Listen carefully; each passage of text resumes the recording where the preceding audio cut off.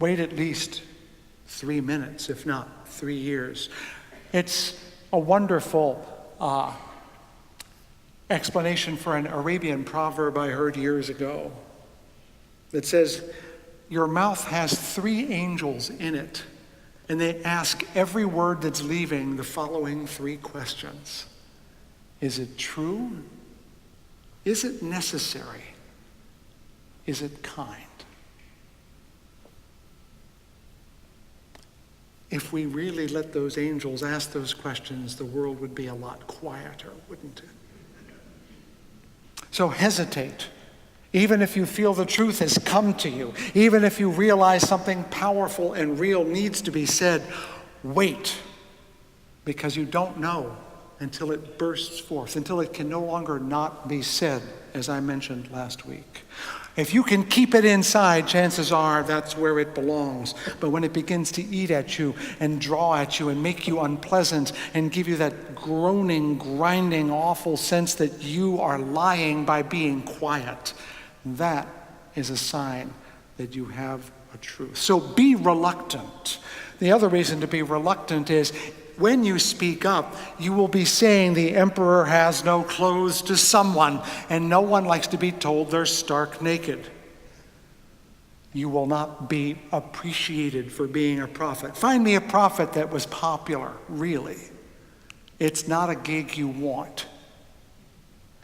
And so realize that if you choose to speak this truth, you will not be well received. Isaiah, the great Hebrew prophet, is told by God at the beginning, you're going to go and prophesy, but I'm also going to make it so they don't listen to you either.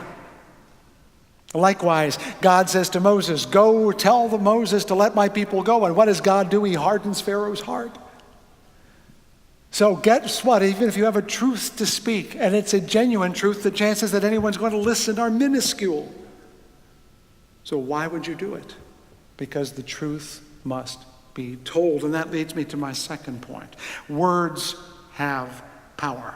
All you have to do is ask political commercial makers to understand that. How many words were thrown at us in the last campaign that tried so hard to redefine our world for us? I remember words like job killing being used all the time. I'd never heard a fact to go with that, but if you say something long enough, eventually it becomes true, doesn't it? That's the secret of the prophet, that the word of truth defines the world. Sometimes the emperor has no clothes, but no one notices it because we don't have the words to say it. So when the prophet dares to say what is obvious, suddenly the scales fall from our eyes and we say, of course. Until something is said, it can be denied. It can even be said not to exist at all. If we all in this room had no names, where would we be? We wouldn't exist. Oh, you would know you exist, but the world would not know you exist. You wouldn't be in the phone book. You wouldn't be any register. You would not exist. But it is your name that gives you reality to the world. So when we name things, when we name injustice, when we name righteousness, when we name love, when we name hope, and we name evil, we make them alive to others. We point to something and say, behold, this truth is in our midst.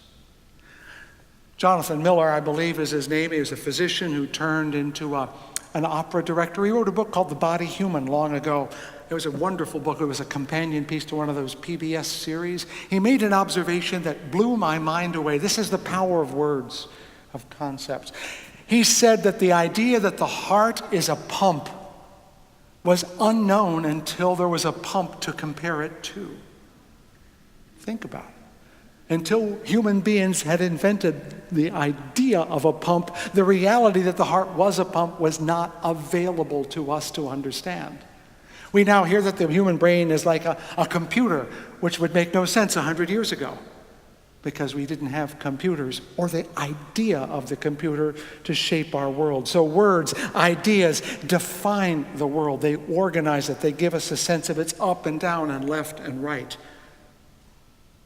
And now I want to tell you that if you're out there in the world and someone claims to be a prophet, ask them if they like the job. If they say, yeah, get thee behind me, Satan.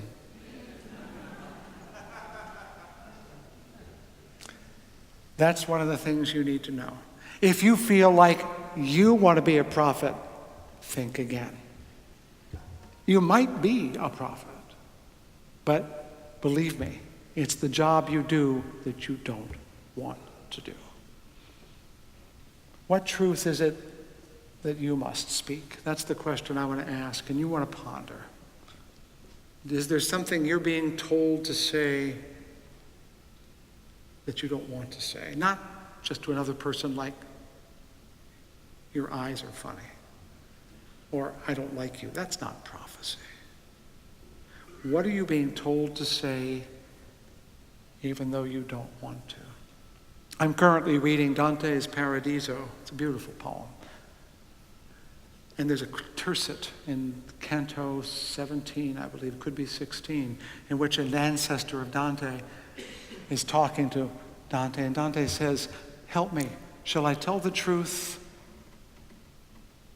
or shall I be kind to my family? Shall I prefer family solidarity over what I need to say?" And his ancestor says, "Tell the truth." If there are three angels judging the words in front of us, there might be another one saying, if you're going to be overheard 100 years from now, what would you say? And if someone 100 years from now is looking for a word from the past, would you not give it? What truth must we speak? I want you to think of Egypt today. The twittered revolution of words shot into the world, full of danger and despair. And though their lips were trembling, there emerged out of them a nation. Recite. Recite. Speak the truth through all your trembling lips. Be the prophet you were born to be. Amen.